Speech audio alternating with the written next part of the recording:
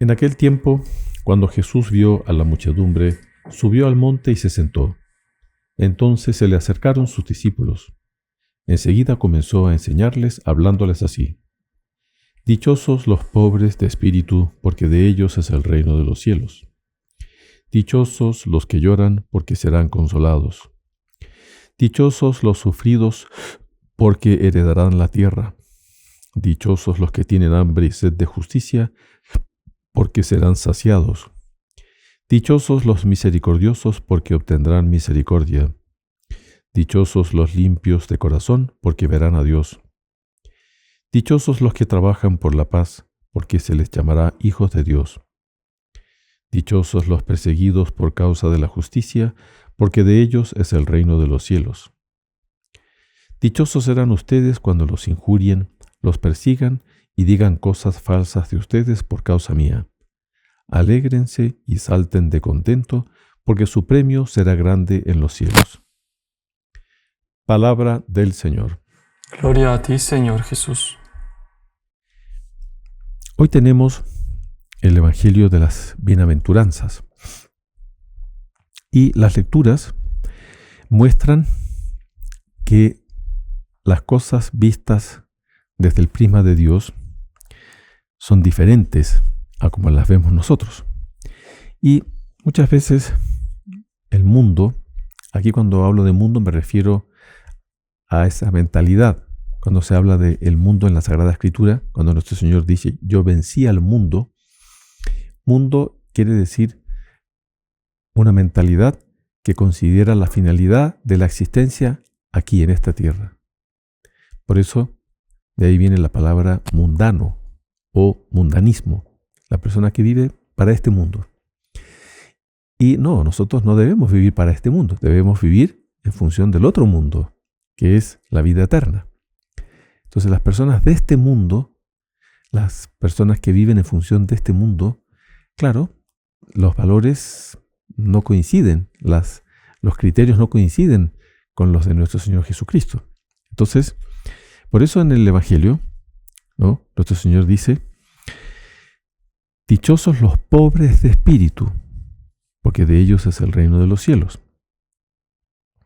Entonces, ¿qué quiere decir el pobre de espíritu? Claro, se ha interpretado equivocadamente esa pobreza como siendo algo material. O sea, no es que los pobres se van al cielo porque son pobres y los ricos se condenan porque son ricos. No, el problema es esa pobreza interior. Y cuando se habla de pobre de espíritu, es aquel que se reconoce necesitado de Dios, se reconoce miserable, se reconoce pecador. Entonces, esa es la pobreza de espíritu. Entonces,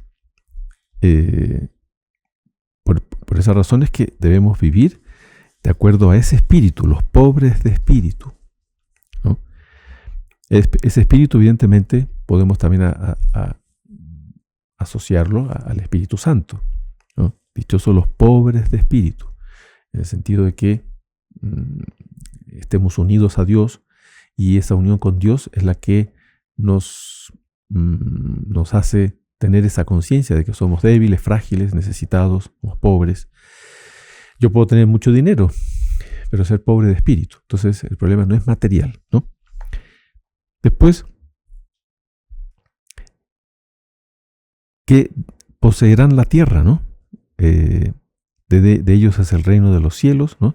El reino de los cielos también es algo que lo entendemos generalmente como la vida eterna.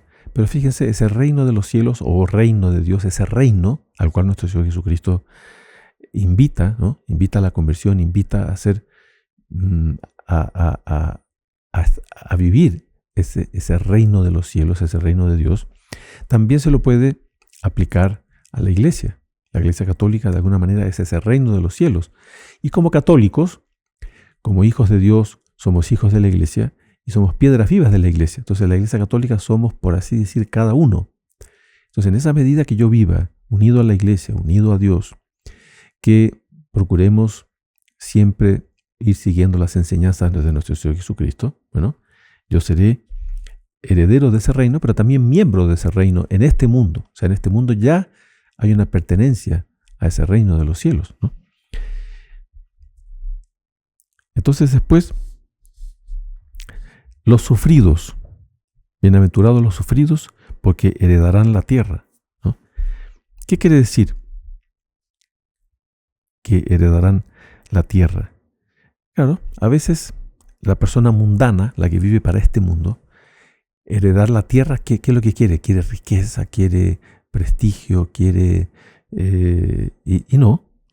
Aquí esta herencia de la tierra no es la, por así decir, la comodidad. No, es en el sentido de que nos será dado aquello que Dios creó para beneficio de aquellos que son, de aquellos que lloran, de aquellos que son pobres de espíritu, de aquellos que sufren. Dichosos los sufridos, porque heredarán la tierra, ¿no? Entonces, debemos amoldarnos. Nuestro Señor Jesucristo dice que debemos ser mansos y humildes de corazón, como es el corazón de Jesús, ¿no? Y nuestro Señor Jesucristo es Rey del universo, Él es el Creador. Entonces, Dios da a aquellos que se reconocen humildes, a aquellos que sufren en el sentido correcto de la palabra. No es el sufrimiento de la persona que quiere sufrir por sufrir, no. El sufrimiento que Dios nos manda a todos, es la cruz. Todos tenemos sufrimientos en la vida. Y esa cruz nos acompaña hasta la muerte, el sufrimiento nos acompaña hasta la muerte. El último sufrimiento de la vida es la muerte. Entonces, debemos dar nuestra conformidad a ese sufrimiento, porque las personas de este mundo ven el sufrimiento como algo malo, negativo, y viven huyendo del sufrimiento. Y el sufrimiento es como la sombra. La sombra, usted quiere huir de la sombra y la sombra va atrás. Entonces, se fijan cómo las cosas vistas bajo el prisma de Dios a veces son opuestas a cuando las cosas son vistas por el prisma humano. Después dice,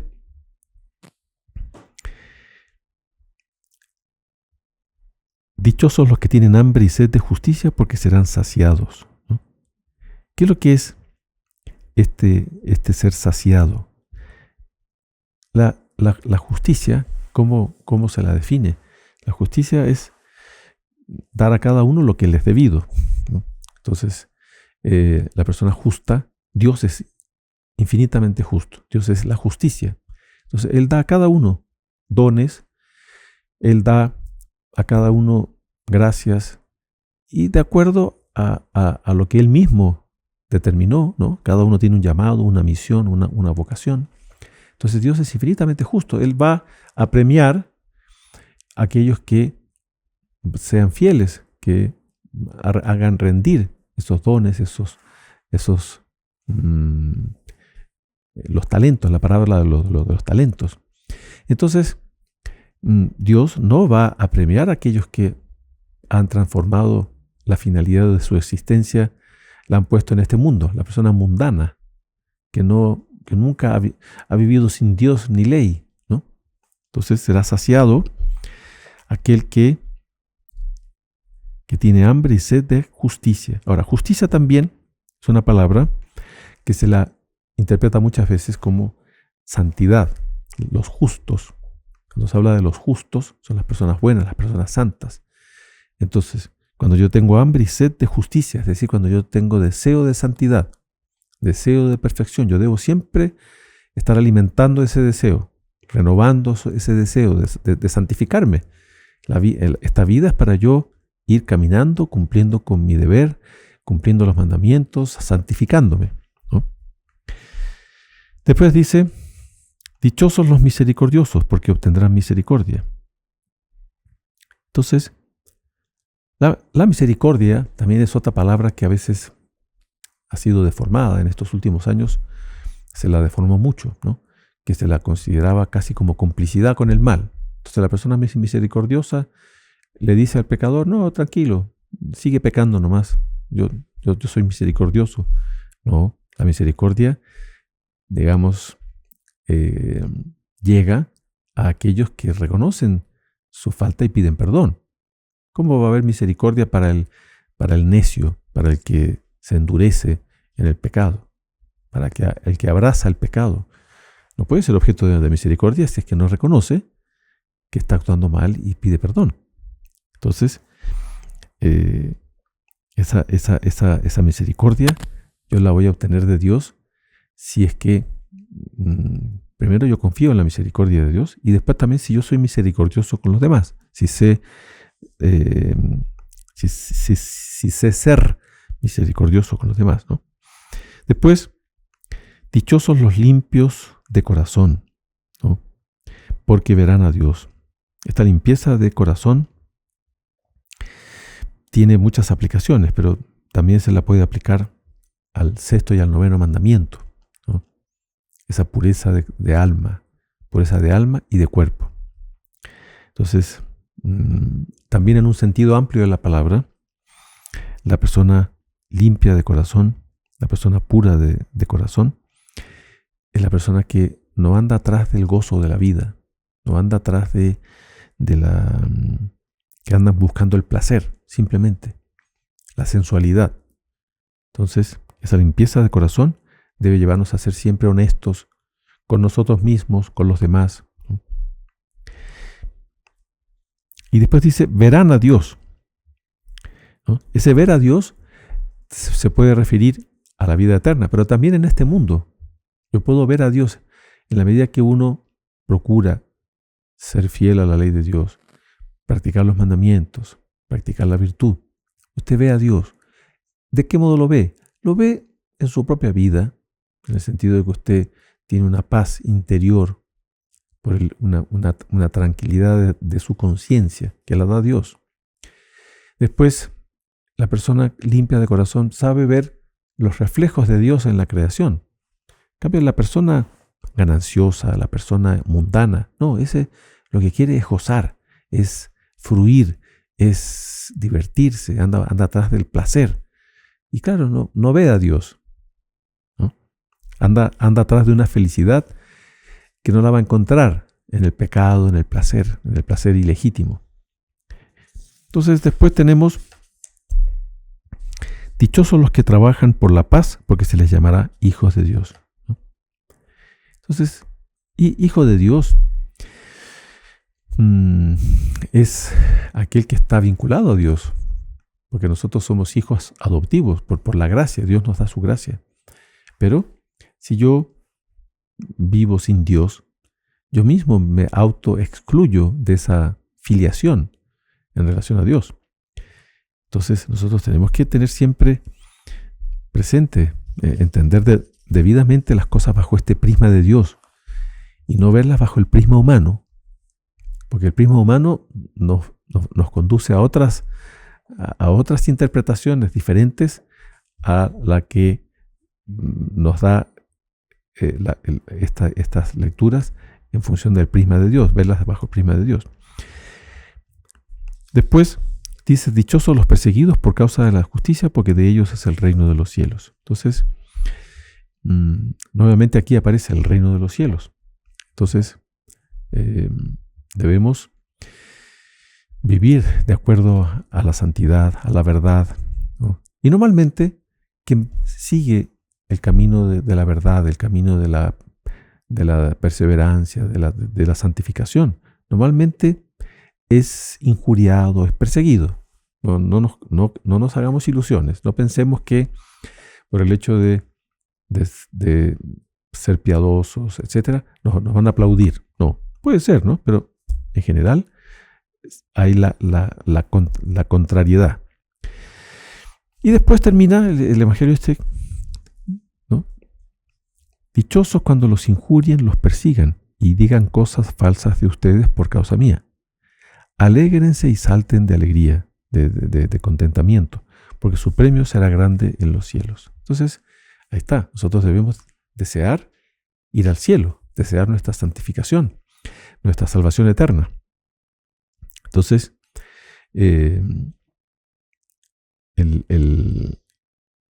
cuando nos persiguen, ¿no? De alguna manera nos identificamos con nuestro Señor Jesucristo, nos identificamos con los profetas del Antiguo Testamento, nos identificamos con los santos en general, ¿no? La mayoría de los santos han sido perseguidos, si no todos. En la segunda lectura, San Pablo también hace un llamado a la humildad, ¿no? Un llamado a, digamos, no pensar que Dios nos llama por nuestras capacidades, por nuestra sabiduría. No, Dios llama a todos, pero en ese llamado muchas veces como que se autoexcluyen aquellos que se consideran superiores, autosuficientes, ¿no? Yo ya oí una persona una vez decir, ¿no? Nunca necesité de Dios. Vean el orgullo hasta dónde llega, ¿no? Nunca necesité de Dios, como diciendo que toda su vida él se arregló solo, no necesitó de Dios. Sí, su propia vida se la dio Dios. Entonces imagínense decir que nunca necesitó de Dios. Pero ahí está, el orgullo del ser humano es tremendo. El orgullo nos lleva a verdaderos delirios. Entonces, San Pablo aquí, ¿no?, nos habla que Dios llama a todos, ¿no? Pero debemos entender que ese llamado es para seguir a nuestro Señor Jesucristo y es un llamado para seguir esa sabiduría que no es comprendida mucho por este mundo. Por eso San Pablo dice, Dios ha elegido a los ignorantes de este mundo. Claro, ignorantes en el sentido de que no son aquellos que están atrás del placer y la vida fácil, etcétera, de la sensualidad, ¿no? Sino que muchas veces aquellos que van atrás de su salvación, de su perseverancia, bueno, esos son vistos a veces como extraños.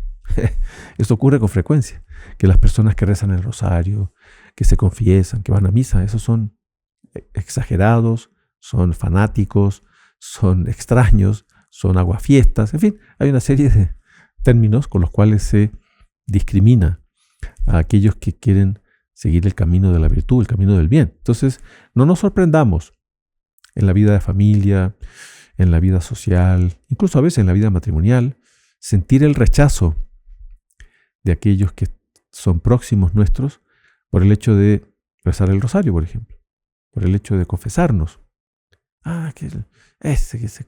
Como que hay una especie de antipatía, ¿no? Entonces, San Pablo muestra que justamente ese es el camino, ese es que va muy de la mano con las bienaventuranzas que acabamos de comentar. Entonces, debemos procurar, ¿no? Dice San Pablo, estar injertados en Cristo Jesús, ¿no? Estar injertados es estar siempre unidos, ¿no? Después, y después dice San Pablo, ¿no?, el que se gloríe en el Señor. ¿Qué quiere decir eso? Es decir, nosotros debemos reconocer que todo aquello aquello de bueno que hay en nosotros lo hemos recibido de Dios. Por eso San Pablo dice, ¿qué tenéis que no hayáis recibido? Entonces, no nos apropiemos de aquello que Dios nos da. No nos apropiemos de los dones que Él nos da, sino que siempre seamos agradecidos, estemos injertados, estemos unidos a Dios, seamos reconocedores que hemos recibido de Dios su gracia, que gracias a Dios es que podemos perseverar, podemos santificarnos. Entonces, ese gloriarse en el Señor justamente es eso, es siempre reconocer que es por la gracia de Dios que podemos ir perseverando. Y fíjense, nuestro Señor dice, sin mí nada podéis hacer, nada. Entonces tenemos que tener también conciencia de eso. Entonces, nosotros podemos aplicar estas bienaventuranzas a una criatura extraordinaria, que es la Santísima Virgen. En ella, las bienaventuranzas se dan en ella de forma perfecta, ¿no? Ella glorifica a Dios y es glorificada. Ella es esclava del Señor, ¿no? Ella es pobre de espíritu. En fin, ella es consoladora de los afligidos, ¿no? Ella también participa de este serán saciados, obtendrán misericordia, etc. Entonces, nosotros tenemos un modelo de bienaventurado en la Santísima Virgen, ¿no? Entonces, nosotros podemos concluir esta reflexión preguntándonos, ¿no? ¿Será que yo estoy buscando la felicidad, la bienaventuranza? De alguna manera, buscar la bienaventuranza se podría decir que estamos buscando la felicidad. Pero ¿será que estoy buscando la felicidad donde realmente está? ¿Será que estoy procurando mi santificación? ¿O será que yo tengo mi alma dividida y tengo mi alma también con ese espíritu del mundo? Sí, quiero salvarme, quiero perseverar, pero también me gusta este mundo y tengo una parte de mi alma puesta en los placeres de este mundo, en la diversión, en el gozo, un gozo desordenado de la vida, una vida medio sin Dios ni ley. A veces ese católico de misa dominical, que ya va a misa el domingo, ya cumplió con Dios y el resto de la semana es medio libre, alma dividida. Entonces, ¿será que estoy buscando la felicidad donde realmente está? ¿Será que estoy atrás de esa felicidad que el mundo ofrece, que es una felicidad falsa, ¿no? ¿Será que vivo medio conforme con este mundo y no pongo realmente la finalidad de mi existencia en la vida eterna, ¿no? Entonces, ¿será que estoy subiendo? Porque la vida es un caminar creciendo en deseo de santidad, creciendo en la virtud. ¿Será que estoy subiendo, ¿no? esa montaña de la bienaventuranza, ¿no? ¿O será que estoy bajando más bien la rampa que me lleva a la condenación eterna? Son preguntas, ¿no?, que nos podemos hacer con respecto a estas lecturas que acabamos de hacer. Entonces pidamos, ¿no?, a Dios por medio de la Santísima Virgen que nos ayude a tener esto bien claro, a no dejarnos llevar por la falsa felicidad, por la felicidad que el mundo ofrece, y no tengamos los criterios del mundo a la hora de nosotros ver las cosas. Debemos verlas siempre bajo el prisma de Dios, ¿no? Cómo Dios ve las cosas, no tanto como yo las veo o como el mundo las ve. Entonces, pidamos para ordenar eso en nuestras almas, en nuestra vida. Alabado sea nuestro Señor Jesucristo. Por siempre sea alabado.